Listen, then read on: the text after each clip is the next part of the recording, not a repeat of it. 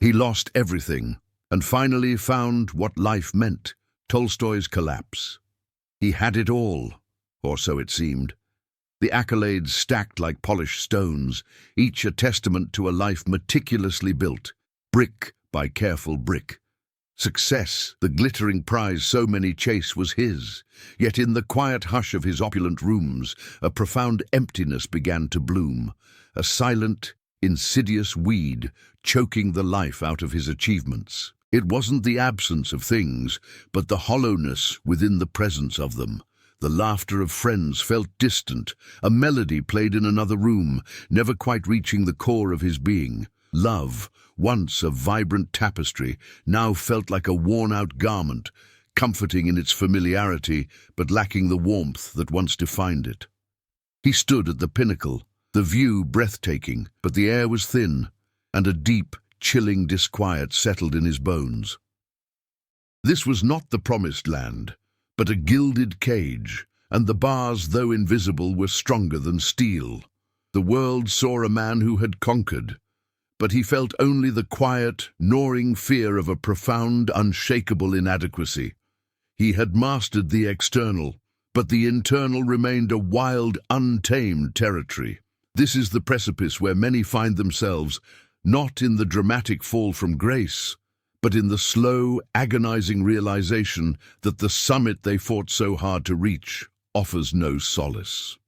It's the moment the applause fades and the silence screams. It's the gnawing doubt that whispers, "Is this it? Is this all there is?" This script delves into that very human paradox, the pursuit of external validation leading to an internal void. We often equate achievement with fulfillment, success with happiness, and possession with peace. But what if the very metrics we use to measure a life well lived are fundamentally flawed? What if the constant striving, the relentless pursuit of more, is not the path to a richer existence, but a detour away from it? This journey is for those who have felt the sting of this realization, for those who have tasted success and found it wanting, for those who stand amidst their accomplishments and feel utterly adrift. The contrast is stark, isn't it? The outward appearance of having everything, juxtaposed with the internal sensation of possessing nothing that truly matters. This feeling isn't a sign of personal failure, but a profound, often painful signal from the depths of our being. It's the soul's quiet rebellion against a life lived on borrowed terms, a life dictated by external pressures and societal expectations. It's the echo of a deeper truth that our modern world often tries to silence with noise, distraction, and the relentless pursuit of the next fleeting pleasure or achievement. We are conditioned to believe that happiness is a destination, a prize to be won, rather than a state of being, a way of traveling.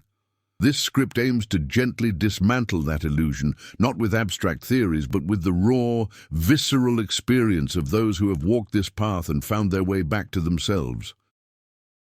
The narrative will explore the profound discomfort that arises when our external reality no longer aligns with our inner truth. It's the feeling of being a stranger in one's own life, of performing a role so convincingly that the actor forgets the script. This is not about lamenting misfortune or dwelling in victimhood. Instead, it's about recognizing the universal human struggle to reconcile the demands of the world with the whispers of the soul. It's about the courage it takes to look beyond the shimmering surface and confront the often uncomfortable depths within. This exploration is for the man who feels the weight of his achievements like a burden, for the woman who finds herself lost in the labyrinth of her own desires, for anyone who has ever questioned the true meaning of a life lived. We will navigate the terrain of existential angst, not as an academic exercise, but as a shared human experience. The insights offered will not be prescriptive answers, but rather gentle illuminations drawn from the wisdom of those who have grappled with these very questions. The goal is to create a space for introspection, a sanctuary where the viewer can connect with their own inner voice, undisturbed by the clamor of the outside world. This is an invitation to pause, to breathe, and to begin the quiet, profound work of self-discovery, understanding that the most significant journeys often begin not with a grand stride, but with a single, hesitant step into the unknown landscape of the self. The man who had it all yet felt nothing was not unique in his experience, but rather a potent embodiment of a profound societal conditioning. We are taught from a young age that external markers of success, wealth, status, recognition, are the ultimate arbiters of a life well lived. This pervasive narrative, amplified by media and cultural osmosis, creates a subtle yet powerful form of psychological imprisonment. It fosters a deep-seated belief that our worth is directly proportional to our achievements, and that happiness is a reward that will be bestowed upon us once we have earned it through relentless striving. Consequently, individuals often find themselves caught in a relentless cycle of ambition, achieving one goal only to immediately set their sights on the next, never allowing themselves the grace of genuine contentment.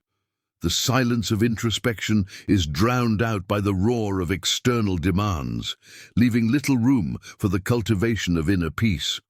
Furthermore, this relentless pursuit can lead to a profound disconnect from one's authentic desires and values. When the external landscape of success becomes the sole focus, the internal compass, the intuitive sense of what truly nourishes the soul, can become neglected, even ignored.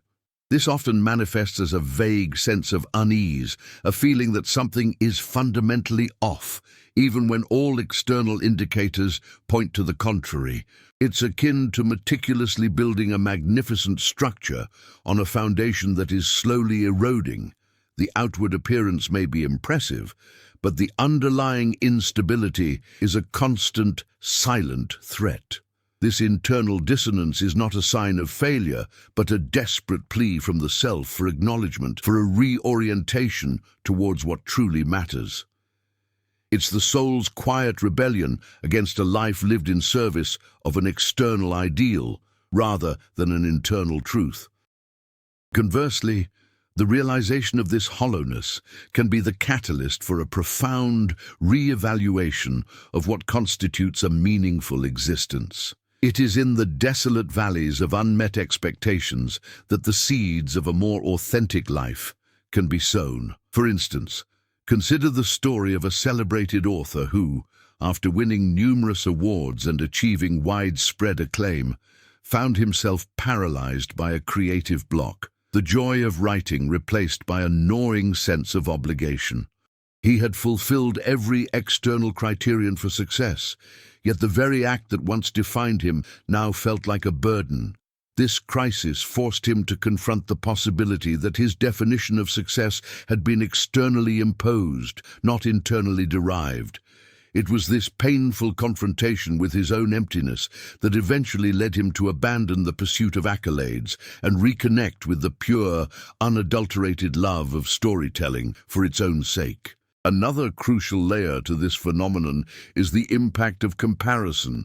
In a hyper-connected world, we are constantly bombarded with curated images of others' successes, leading to an almost involuntary tendency to measure our own lives against these often unrealistic benchmarks.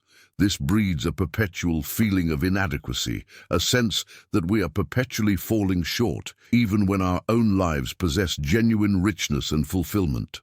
This constant social comparison erodes our ability to appreciate our unique journey and fosters an unhealthy reliance on external validation. It's like trying to navigate by a distorted map.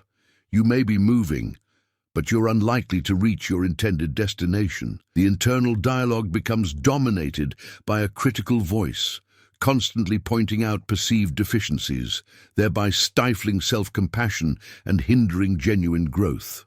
Consequently, the experience of this existential void, while painful, serves as a critical awakening. It is a signal that the current trajectory is unsustainable and that a deeper, more resonant path must be sought. This is not about discarding achievements or rejecting the external world, but about recalibrating one's internal compass. It's about understanding that true fulfillment arises not from the accumulation of external markers, but from the cultivation of inner richness, wisdom, compassion, connection, and a profound sense of purpose that transcends mere accomplishment. The journey from apparent success to authentic meaning often begins with the courage to acknowledge the emptiness, to sit with the discomfort, and to ask the quiet, persistent question, what truly matters? The philosopher Leo Tolstoy, in his later years, experienced a profound existential crisis that mirrored this very dilemma. After achieving immense literary success and critical acclaim, he found himself grappling with the apparent futility of his life's work. He questioned the inherent meaning of existence, the nature of faith, and the true purpose of human endeavor. His celebrated novels, while masterpieces of art, seemed to offer no lasting solace against the stark reality of mortality and suffering. This wasn't a sudden breakdown, but a slow, dawning realization that the external world, no matter how brilliantly rendered or widely admired, could not provide an anchor against the tempest of existential doubt. He felt the weight of his achievements not as a testament to a life well lived, but as a monument to a life that had, perhaps, missed the essential point. This descent into questioning led him to re-examine the very foundations of his beliefs, moving away from the intellectual pursuits that had defined him towards a more radical, spiritual, and ascetic existence. Building on this, consider the psychological phenomenon known as the hedonic treadmill. And this concept suggests that individuals tend to quickly return to a relatively stable level of happiness despite major positive or negative events or life changes. In essence, what brings us joy today becomes commonplace tomorrow, and we are left seeking the next stimulus, the next acquisition, the next achievement to recapture that initial feeling of elation. This treadmill effect is a powerful illustration of why external success, when pursued as the primary source of fulfillment, inevitably leads to a sense of depletion. The thrill of a promotion fades, the novelty of a new possession wears off, and the admiration of others, while momentarily gratifying, fails to create a lasting sense of inner peace. Consequently, the pursuit itself can become the source of our discontent, trapping us in a cycle of striving that offers fleeting satisfaction but no enduring contentment. Furthermore, this unceasing chase for external validation can inadvertently foster a profound sense of isolation. When our interactions and relationships become transactional, defined by what we can gain or achieve, the genuine human need for authentic connection can be severely undermined. The man who is constantly projecting an image of success may find it difficult to reveal his vulnerabilities, his doubts, or his fears, thus creating an invisible barrier between himself and others. This fear of appearing imperfect, of not measuring up to the carefully constructed facade, can lead to a deep-seated loneliness, even when surrounded by people. The silence that follows the applause can be deafening when there is no one with whom to share the quiet truth of one's being. Another crucial layer to this internal void is the subtle erosion of self-trust. When we consistently defer our sense of worth to external opinions or achievements, we gradually lose touch with our own internal judgment. We begin to doubt our own instincts, our own desires, and our own capacity for self-definition. The external world becomes the primary arbiter of our reality, and our inner landscape shrinks, becoming a neglected space where authentic growth is stifled. This can manifest as a pervasive anxiety, a constant feeling of being on unsteady ground, because our sense of self is no longer anchored within, but tethered to the ever-shifting tides of external approval. Consequently, the wisdom of figures like Tolstoy, who experienced this collapse of external meaning, offers a vital perspective. Their journey was not about acquiring more knowledge or achieving greater external success, but about a radical simplification, a stripping away of the inessential. It was about confronting the fundamental questions of life and death, of suffering and joy, not through intellectual abstraction, but through lived experience.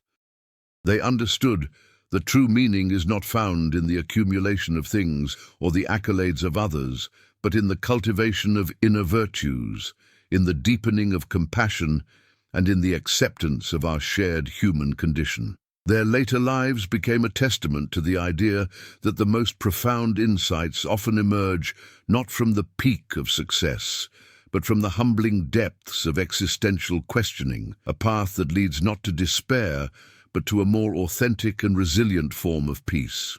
The narrative of external success often masks a deeper, more insidious form of internal poverty, one characterized by an absence of genuine autonomy. When one's sense of worth is perpetually tied to the approval of others or the attainment of societal benchmarks, true self-determination becomes an elusive phantom. The individual may perform actions that appear driven by personal choice, yet beneath the surface lies a subtle coercion, a subconscious adherence to a script written by external forces. This can manifest in career choices, relationship patterns, or even leisure activities, where the underlying motivation is not intrinsic desire, but the anticipation of praise or the avoidance of criticism. The freedom to choose becomes a superficial illusion when the capacity to discern one's own authentic needs and desires has been compromised.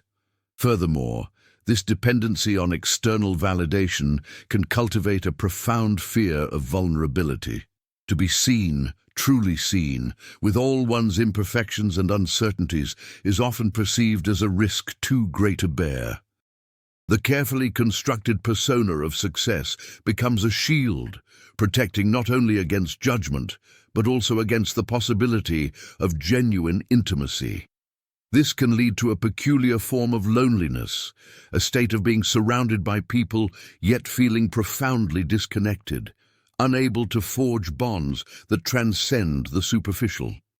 The individual may find themselves in social circles or professional environments that on the surface appear desirable, yet lack the warmth and authenticity that foster true belonging. The constant effort required to maintain the facade drains emotional energy, leaving little capacity for the spontaneous joy and connection that arise from shared vulnerability.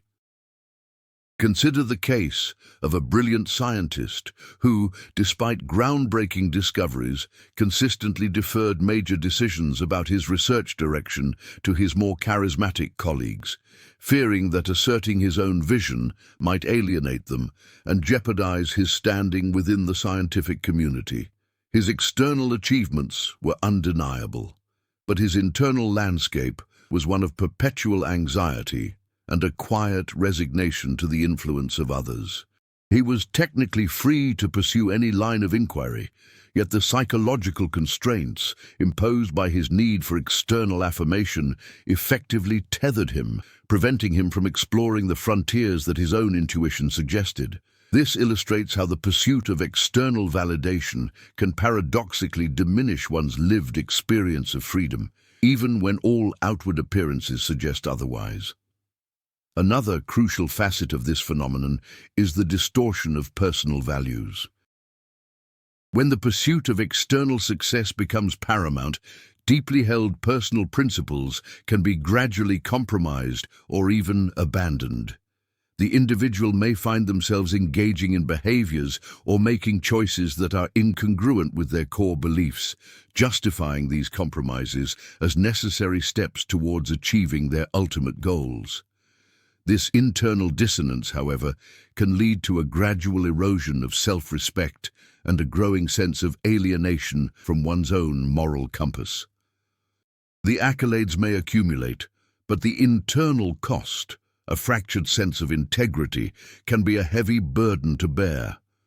The individual may become a stranger to themselves, their actions dictated by a relentless external imperative, rather than an internal ethical framework. Consequently, the illusion of control that often accompanies external success can be particularly insidious. The individual may believe they are the master of their destiny, orchestrating their achievements with precision and foresight. However, if this sense of control is predicated on the shifting sands of external approval, it is ultimately an illusion. True control, or rather self-mastery, arises from an internal locus of regulation, a capacity to respond to life's challenges with resilience and wisdom, irrespective of external circumstances. When this internal foundation is weak, the entire edifice of perceived control is vulnerable to the slightest external tremor, leading to feelings of helplessness and disorientation when expectations are not met, or when external circumstances shift unexpectedly. Now consider how this applies when you face a situation where your achievements are recognized, but a nagging voice inside whispers that something is still missing. What if the applause feels hollow, or the recognition insufficient? What if you find yourself deferring crucial decisions, not out of collaboration, but out of a deep-seated fear of displeasing others, even when your own intuition points in a different direction?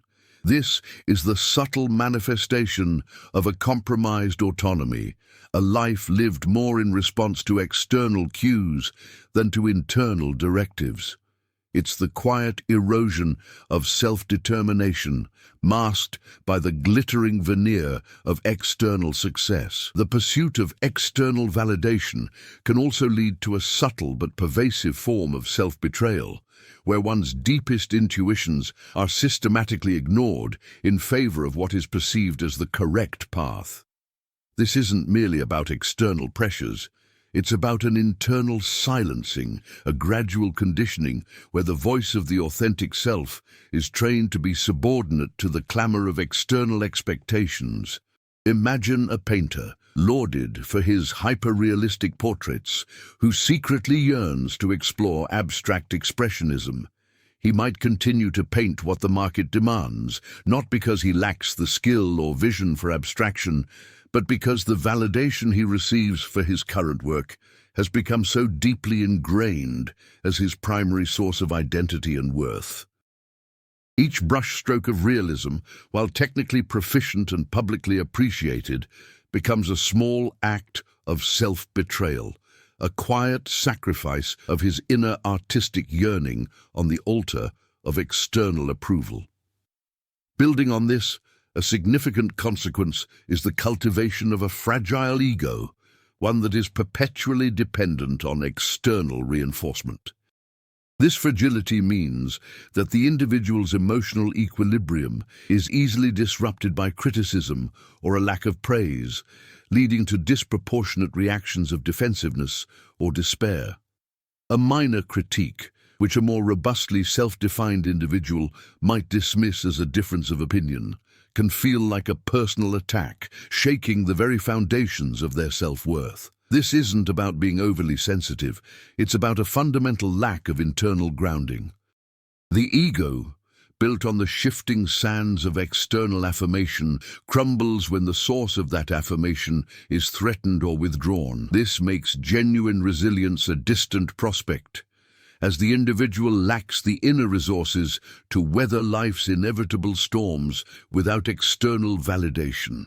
Furthermore, this reliance on external metrics can stifle genuine creativity and innovation. True originality often springs from a place of deep inner conviction, from a willingness to explore uncharted territory without immediate assurance of success or widespread acceptance. When the primary driver is external validation, the tendency is to stick to proven formulas, to replicate what has already been lauded, rather than to venture into the unknown.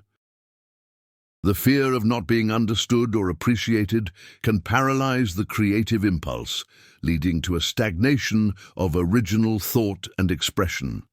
The artist, the entrepreneur, the thinker, all can fall prey to this trap, producing work that is technically sound but lacks the spark of authentic, fearless exploration that characterizes true breakthrough. Consequently, When you find yourself meticulously crafting your online persona or carefully curating your interactions to ensure a steady stream of positive feedback, consider what might be happening beneath the surface. Is this an authentic expression of self or a carefully constructed performance designed to elicit a desired response? Are you responding to genuine inner impulses, or are you reacting to the perceived expectations of an audience? The discomfort that arises from this internal questioning is not a sign of failure, but an invitation to examine the roots of your actions and motivations. It's an opportunity to discern whether you are living a life that is truly your own, or one that is being dictated by the silent, relentless pressure of external approval. Another crucial layer is the impact on one's capacity for genuine self-compassion. When self-worth is contingent on external achievements, self-criticism becomes a potent and ever-present force. The internal dialogue is often harsh, focusing on perceived flaws and shortcomings rather than acknowledging effort or progress. This lack of self-compassion creates a vicious cycle. The more one fails to meet external expectations, the harsher the self-judgment becomes, further undermining confidence and making it even harder to achieve those external markers of success. It's like constantly berating a runner for not being faster without acknowledging the effort they are putting into each stride. This internal negativity not only hinders performance, but also erodes well-being, leading to chronic stress and a diminished sense of overall life satisfaction. The individual may achieve the external goal, but the internal landscape remains barren, devoid of the gentle understanding that fosters true psychological health. The relentless pursuit of external validation often breeds a peculiar form of emotional illiteracy, a deficit in understanding and responding to one's own internal states. When the external world becomes the primary gauge of worth, the subtle nuances of inner experience, joy, sorrow, frustration, contentment, are frequently neglected or misinterpreted. The individual learns to associate certain external outcomes with positive feelings and negative outcomes with negative feelings, creating a crude, often inaccurate, emotional calculus. This can manifest as an inability to identify the root cause of one's distress, leading to a pattern of seeking external solutions for internal problems. For instance, someone might feel a pervasive sense of melancholy, a quiet ache in their chest, but instead of exploring the possible emotional triggers, perhaps a lack of meaningful connection or a sense of unfulfilled purpose, they might instead buy a new gadget, hoping the novelty will momentarily distract from the underlying sadness. This external fix offers only a fleeting reprieve, failing to address the deeper emotional landscape. Building on this, the concept of learned helplessness becomes particularly relevant. When an individual consistently finds that their efforts, regardless of their external success, do not lead to a lasting sense of inner fulfillment, they can begin to feel powerless to alter their emotional state. The external achievements, though present, fail to deliver the promised internal satisfaction. This disconnect can lead to a sense of futility, a belief that one's internal happiness is beyond their control, and that the only recourse is to continue chasing the next external reward, a chase that is ultimately doomed to perpetuate the cycle of disappointment. The individual may feel trapped, not by external circumstances, but by the internalized belief that their inner world is irrevocably shaped by external validation. Another crucial layer is the distortion of authentic desire. When the pursuit of external approval becomes the dominant motivation, the individual's own desires can become obscured, replaced by an internalized sense of what is deemed acceptable or praiseworthy by others. What one wants to do or be becomes less important than what one should do or be, according to societal or peer group standards. This can lead to a life lived according to a script that is not one's own, a path chosen not out of passion or genuine interest, but out of a desire to conform and gain approval. The individual may excel in a chosen field, not because it ignites their soul, but because it promises a steady supply of external affirmation. This can manifest as a profound lack of enthusiasm for one's work, a feeling of going through the motions, even when outwardly successful. Consequently, consider how this manifests when you find yourself making significant life choices, career paths, relationship commitments, even leisure pursuits, based primarily on how they will be perceived by others, rather than on how they genuinely resonate with your inner self. If the primary question guiding your decisions is, "What will others think?" or "How will this make me look successful?" rather than "What truly brings me joy and fulfillment," then you may be experiencing this very form of self-estrangement. It's the subtle but significant shift from living from an internal compass to navigating by an external radar, a journey that, while appearing purposeful, can lead one far from their true destination. This internal dissonance, the chasm between external achievement and internal emptiness, often leads to a subtle but pervasive form of emotional disengagement. When one's sense of self-worth is primarily derived from external sources, achievements, possessions, the opinions of others, the capacity to connect deeply with one's own feelings, and by extension, the feelings of others, can become diminished. The individual may learn to suppress or compartmentalize emotions that do not align with the desired image of success, leading to a guarded and often superficial emotional life.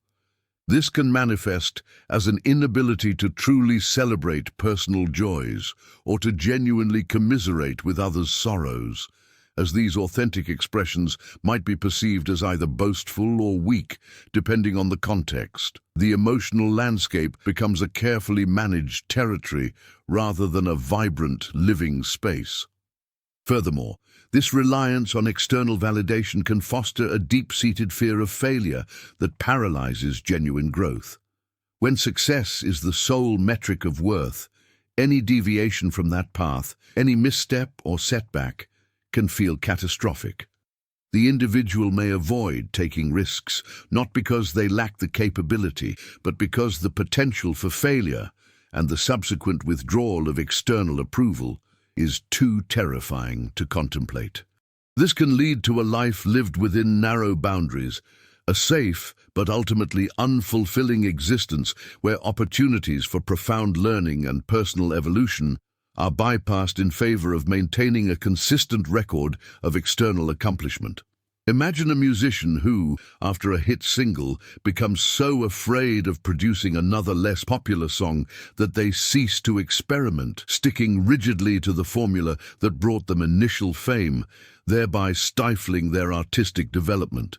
Another crucial layer is the erosion of intrinsic motivation. When external rewards, praise, accolades, financial gain become the primary drivers, the inherent pleasure and satisfaction derived from the activity itself can begin to wane. The activity becomes a means to an end, rather than an end in itself. This can lead to a sense of burnout and disillusionment as the external rewards, even when attained, fail to reignite the initial passion.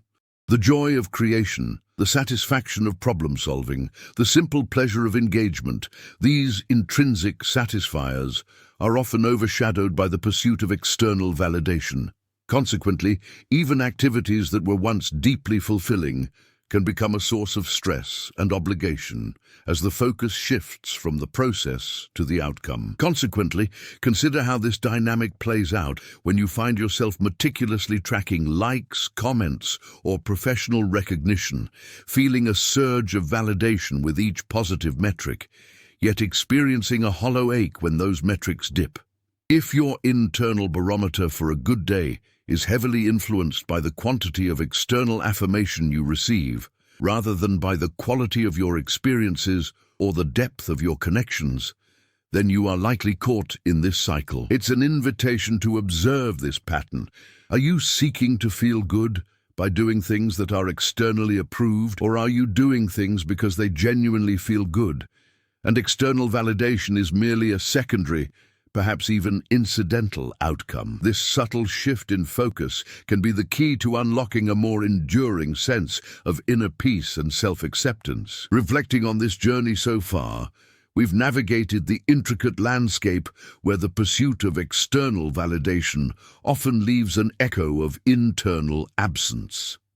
The shimmering surfaces of success, when unmoored from a deeper wellspring of self-worth, can paradoxically lead to a profound sense of disconnection.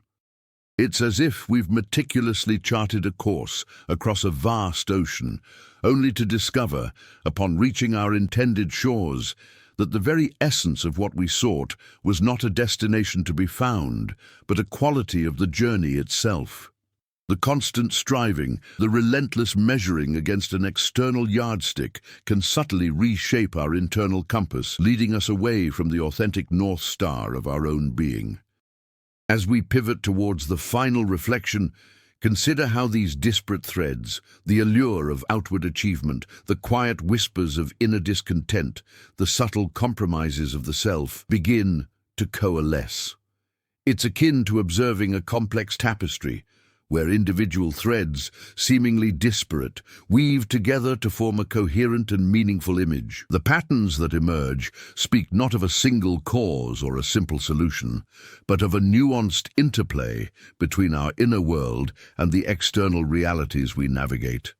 The insights gleaned from diverse perspectives converge, suggesting a fundamental reorientation, a turning inward not as an escape, but as a return. In light of these insights, the path forward becomes clearer, not in its directness, but in its underlying principle.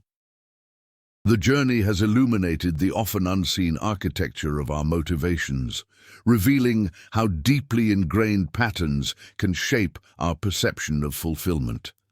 The cumulative effect of these explorations points towards a profound understanding that the richness of life is not solely measured by the heights we scale, but by the depth of our connection to ourselves and to the present moment. It suggests that the most enduring forms of meaning are not acquired, but cultivated, blooming from a soil of self-awareness and acceptance. Drawing these strands together, we see a compelling narrative unfolding, one that invites a deeper contemplation of where true fulfillment resides. The experiences we've examined, the philosophical underpinnings, and the psychological realities all point towards a singular, resonant truth. It is a truth that does not offer easy answers, but rather a gentle invitation to embrace a different way of being, a way that prioritizes the internal landscape as the true source of enduring peace and authentic joy. The stage is now set for that final, quiet revelation, the understanding that gently untangles the knot of external seeking from the profound simplicity of internal being. The journey through the labyrinth of external validation, with its dazzling promises and its hollow echoes, ultimately leads us back to a quiet, often overlooked truth. The most profound landscape to explore is the one within. We have traced the contours of a life lived in pursuit of applause, only to find that the truest resonance is not in the cheers of the crowd, but in the silent affirmation of the self. The brilliance of achievement, when it fails to illuminate the inner world, casts a long shadow, leaving us yearning for a light that can only be kindled from within. This is not a renunciation of aspiration, but a redefinition of its purpose, a shift from seeking external approval to cultivating internal congruence. The wisdom gleaned from the human experience, from the lives of those who have grappled with this very paradox, suggests that true fulfillment is not a prize to be won, but a state of being to be nurtured. It is found not in the accumulation of accolades, but in the gentle tending of one's inner garden, the constant striving, the measuring against others, the fear of inadequacy. These are the weeds that choke the life from our potential. The antidote lies not in more striving, but in a profound act of quiet acceptance, an understanding that our worth is not contingent upon external metrics, but is an inherent quality of our existence. Consider then that the moments of deepest connection, the flashes of genuine joy, the quiet hum of contentment often arise not when we are performing at our peak for an audience, but when we are simply present, fully engaged with the unfolding of the moment, with ourselves. This is the essence of a life lived authentically, a life where our actions are guided by an inner compass, where vulnerability is not a weakness, but a gateway to intimacy, and where self-compassion is the bedrock upon which resilience is built. The external world will always present its demands, its judgments, its seductive illusions of success. But the enduring peace lies in our capacity to meet these not from a place of deficit, but from a wellspring of inner sufficiency. The true practice, then, begins not with grand gestures or radical transformations, but with the quiet, consistent work of turning our attention inward. It is in the stillness between thoughts, in the mindful observation of our emotions, in the gentle questioning of our ingrained patterns, that the seeds of authentic fulfillment are sown. This is a lifelong endeavor, a continuous unfolding, where each moment offers an opportunity to choose connection over comparison, presence over performance, and inner congruence over external acclaim. The journey outward may have revealed the limitations of its rewards, but the inward path beckons with the promise of a richness that is both boundless and eternally available.